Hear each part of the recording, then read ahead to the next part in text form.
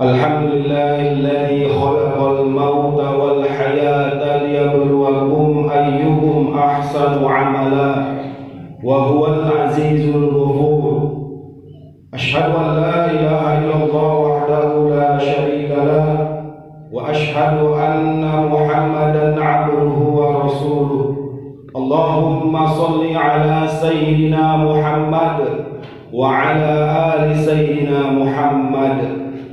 أما بعد فيا أيها الحاضرون اتقوا الله حق تقاته ولا تموتن إلا وأنتم مسلمون. فقال الله تعالى في القرآن الكريم: أعوذ بالله من الشيطان الرجيم.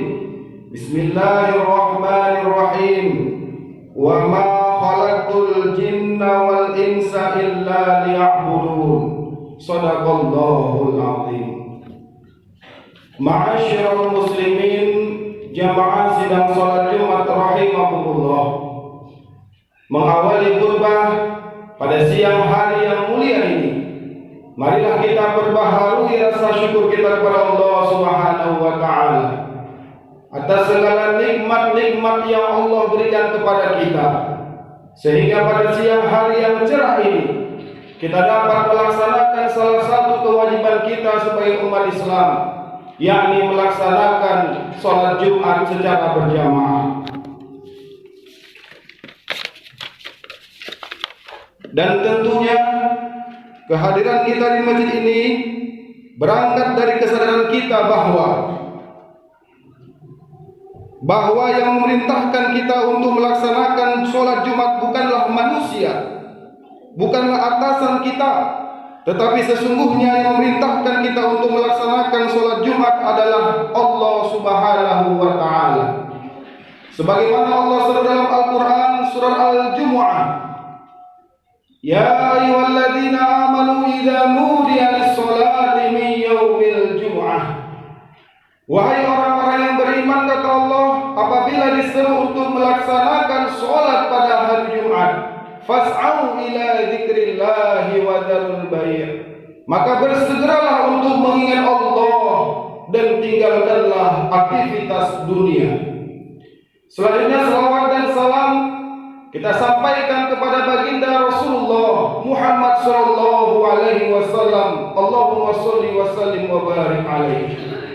Mudah-mudahan kita yang berhadir pada siang hari yang mulia ini adalah hamba-hamba Allah yang senantiasa berselawat kepada baginda Rasul, sehingga dengan mudahnya lisan kita ini berselawat, insyaallah Allah mudahkan juga kita nanti mendapatkan syafaat pertolongan dari baginda Rasul, di mana kita akan mendapatkan satu hari yang tidak lagi berguna harta, anak dan segalanya, yang dalam Al-Quran dikatakan yauma la yanfa'u malu wala banun illa man atallaha biqalbin salim.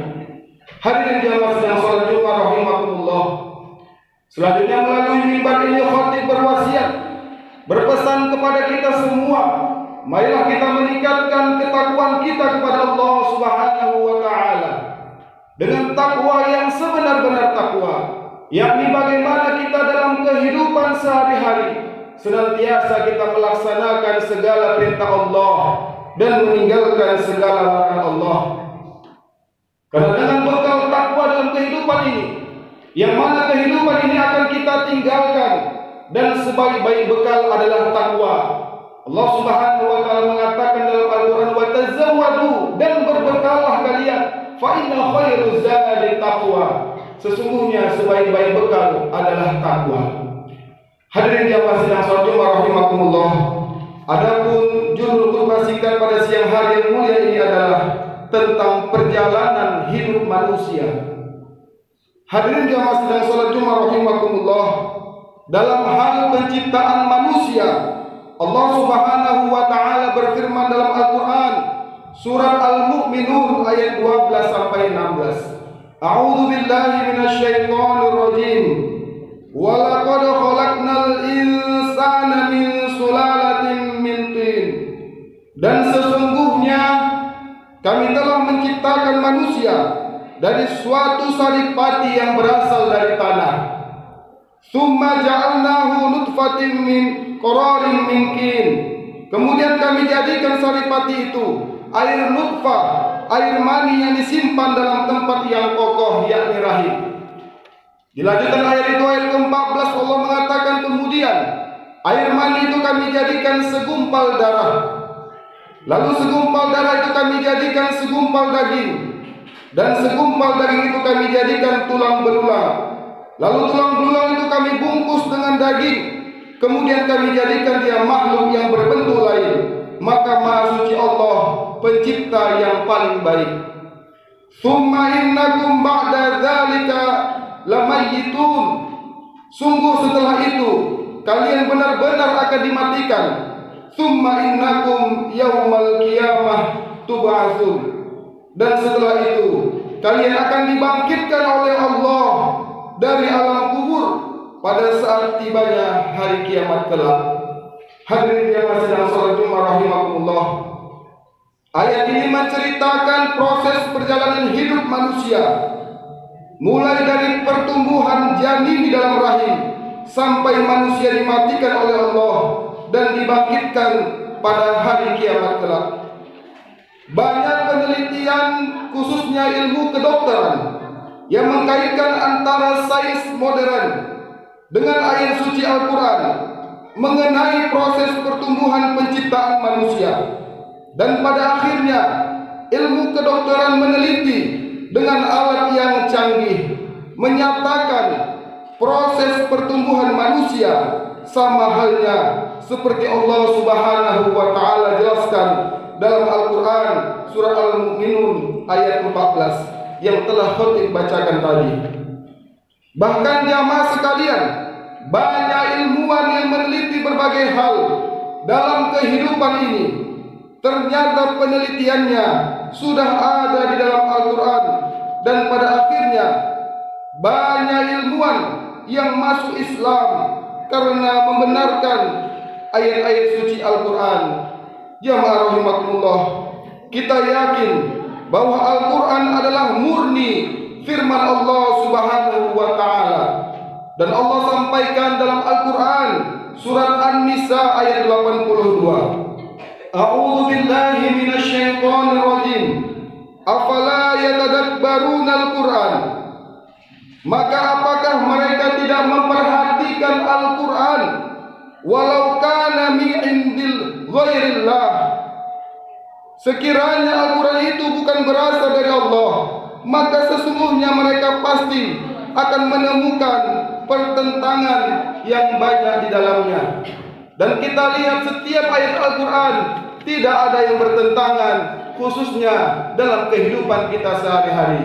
Jamaah rahimakumullah, maka kita sebagai orang yang beriman, kita harus yakin seyakin-yakinnya tentang kebenaran Al-Quran. Karena Al-Quran bukanlah buatan manusia, bukan buatan Nabiullah Muhammad SAW, namun Al-Quran murni firman Allah Subhanahu wa ta'ala, zat pencipta alam semesta ini.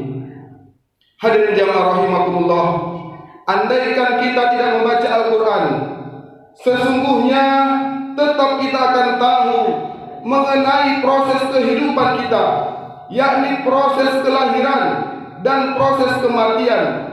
Karena dia adalah fakta, kenyataan yang siapapun akan lahir dan siapapun akan meninggal dunia. Tsumma innakum ba'da dzalika lamayyit. Sesungguhnya setelah itu, kata Allah, kalian benar-benar akan dimatikan. Tsumma innakum yaumal qiyamah tub'atsun. Dan setelah itu kalian akan dibangkitkan oleh Allah dari alam kubur, dari alam barzakh pada saat tibanya hari kiamat. Jamaah rahimakumullah, maka andaikan kita tidak membaca Al-Quran, kita tetap tahu proses kelahiran dan proses kematian. Tapi andaikan kita tidak membaca Al-Quran, maka kita tidak akan tahu adakah kebangkitan pada hari kiamat nanti. Namun karena kita membaca Al-Quran, karena kita mengkaji Al-Quran, maka yakinlah kita dengan keyakinan seyakin-yakinnya bahwa setelah kita hidup di dunia yang singkat ini, kemudian Allah Subhanahu wa taala akan mematikan kita, dan setelah kita ditempatkan di alam kubur, nanti Allah Subhanahu wa taala akan membangkitkan kita. Maka adanya kebangkitan dari alam kubur dan peristiwa hari kiamat adalah sebuah kepastian, bukanlah cerita dongeng, bukanlah cerita hayalan, tapi ini adalah kisah yang benar sebagaimana Allah Subhanahu wa taala firmankan dalam Al-Qur'anul Karim. Jamaah rahimakumullah, kita membaca Al-Qur'an dan mengkaji Al-Qur'an, maka nyatalah bahwa kelak nanti Allah Subhanahu wa taala membangkitkan kita dari alam kubur untuk dimintai pertanggungjawaban terhadap setiap perbuatan yang kita lakukan selama kita hidup di dunia ini. Maka kemungkinan hanya akan ada dua arah perjalanan kita setelah kita dibangkitkan oleh Allah Subhanahu wa taala. Apakah kemudian kita dikategorikan sebagai golongan kanan? Siapa golongan kanan itu? Dikatakan dalam Al-Qur'an sebagai ashabul yamin. Siapa ashabul yamin? Mereka adalah ashabul jannah, penghuni surga. Ataukah kita sebaliknya? Kita dikategorikan sebagai golongan kiri. Siapa golongan kiri itu? Dikatakan dalam Al-Qur'an mereka adalah ashabul shimal. Siapa ashabul shimal? Mereka adalah ashabun nar, penghuni neraka. Jamaah rahimakumullah, di dalam Al-Qur'an surah Al-Mulk ayat 6, Allah Subhanahu wa taala mengatakan sesungguhnya neraka itu adalah bi'sal masir, seburuk-buruk tempat kembali, yang segala macam siksaan ada di dalamnya, yang segala macam penderitaan ada di dalamnya. Dan bahkan di dalam kitab Al-Jannah wan Nar dikatakan di dalam hadis Rasulullah SAW, sesungguhnya siksaan yang paling ringan di dalam neraka itu adalah mereka yang dipakaikan terompa, sandal dari api neraka yang membuat otaknya itu mendidih. Hadirin jamaah rahimakumullah, mungkin kita pernah melihat orang yang terbakar sekujur tubuhnya, tapi tidak membuat otaknya mendidih. Namun siksaan yang paling ringan di neraka kelak yang disediakan oleh Allah Subhanahu wa taala bagi mereka yang semasa hidup di dunia melalaikan untuk taat kepada Allah Subhanahu wa taala, bagi mereka yang hidup di dunia ini yang Allah berikan kesempatan hidup kemudian mereka gunakan untuk berbuat maksiat. Dan sesungguhnya siksaan yang paling ringan kata Rasulullah SAW adalah mereka yang dipakaikan sandal dari api neraka yang membuat otaknya itu mendidih, dan mereka merasa itu adalah siksaan yang paling berat, padahal sesungguhnya itu adalah siksaan yang paling ringan. Jamaah salat Jumat rahimakumullah, maka oleh karena itu kita yang sangat yakin bahwa kehidupan di dunia ini hanyalah sementara. Kemudian kelak Allah Subhanahu wa taala akan mewafatkan kita, dan setiap yang kita lakukan nanti kelak akan kita pertanggungjawaban di hadapan Allah Subhanahu wa taala. Maka tidak ada pilihan lain bagi kita saudaraku sekalian yang dimuliakan Allah Subhanahu wa taala. Mari kita harus bisa menjadi golongan kanan, yaitu ashabul yamin. Siapa ashabul yamin? Mereka adalah ashabul jannah, penghuni surga. Hadirin rahimakumullah, pertanyaannya adalah bagaimana caranya agar kemudian kita termasuk salah satu bagian dari ashabul yamin, penghuni surga? Maka satu-satunya kuncinya jamaah rahimakumullah, kita harus kembali pada visi penciptaan kita, yaitu tujuan Allah Subhanahu wa taala menciptakan manusia. Dan Allah Subhanahu wa taala berfirman dalam Al-Qur'an surah Az-Zariyat ayat 56, A'udzu billahi minasyaitonir rajim, wa ma khalaqtul jinna wal ins illa liya'budun. Dan tidaklah aku menciptakan jin dan manusia kecuali untuk beribadah kepadaku. Dijelaskan oleh para ulama, sesungguhnya yang dimaksud dengan ibadah adalah bentuk ketundukan dan ketaatan kita secara total kepada Allah Subhanahu wa taala. seraya mengikuti syariat agama Allah Subhanahu wa taala. Maka seorang muslim yang tentunya sangat yakin kehidupan di dunia hanyalah sementara saja, yang kemudian tak akan terulang kembali, dan setiap amalan kebaikan yang kita lakukan walaupun hanya sebesar zarah akan dihitung di hadapan Allah Subhanahu wa taala. Dan begitu pun sebaliknya, setiap amalan keburukan walaupun hanya sebesar zarah kita akan bertanggungjawabkan di hadapan Allah Subhanahu wa taala. Maka mereka akan merasa takut ketika mereka melanggar perintah Allah Subhanahu wa taala, karena mereka sangat yakin bahwa sesungguhnya ada malaikat raqib dan atid yang akan mencatat setiap amalan-amalan perbuatan kita. Walaupun kemudian kita melakukan suatu kejahatan, melakukan dosa di tempat yang sunyi, di tempat yang gelap gulita, sesungguhnya Allah Subhanahu wa taala Maha melihat terhadap berbagai perbuatan-perbuatan yang kita lakukan. Hadirin jamaah rahimakumullah, maka daripada itu, bagi kita seorang muslim yang menginginkan kehidupan yang kemudian setelah meninggalkan dunia ini, kemudian kita menjadi salah satu kelompok dari ashabul yamin, yaitu ashabul jannah, penghuni surga yang segala kenikmatan ada di dalamnya, maka mari kita buktikan dengan senantiasa kita beribadah kepada Allah Subhanahu wa taala, taat kita kepada Allah Subhanahu wa taala, melaksanakan segala perintah-perintah Allah dan meninggalkan segala larangan-larangan Allah. Barakallahu li wa lakum fil Qur'anil 'azim wa nafa'ani wa iyyakum bima fihi minal ayati wa dzikril hakim. Innahu huwal ghafurur rahim.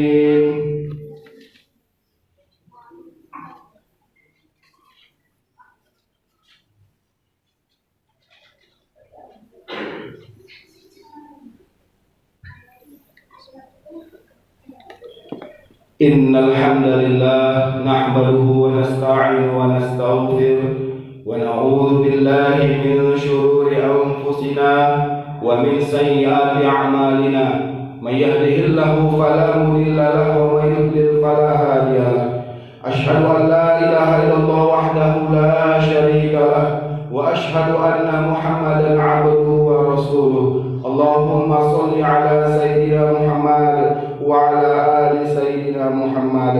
Amma ba'du, fa ya ibadallah, ittaqullah haqqa tuqatih wa la tamutunna illa wa antum muslimun.